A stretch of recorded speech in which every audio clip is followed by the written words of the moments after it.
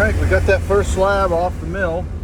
That big slab after we just cut the side of the log off with a chainsaw. So now we're taking that piece off. That's 8 inches thick, 8-inch thick piece. We're going to use that for the siding for the sawmill shed. So hopefully this will work out and we can use it and we don't have any other issues with it.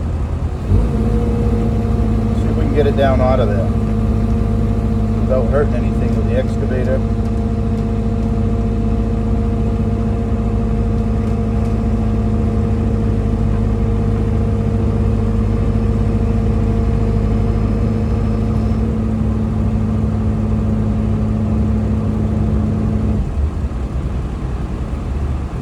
Alright, we got it down out of there.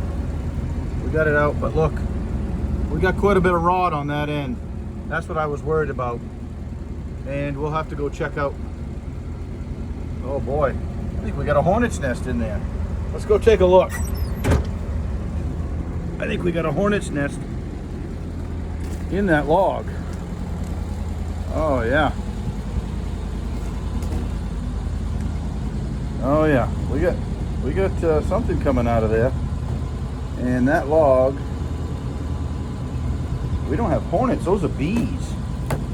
Those are honeybees. I think we'll find those are honeybees. You guys see? Those are honeybees. That means that they made a nest in there. Yeah, we need to leave them alone. Wow. That's not good.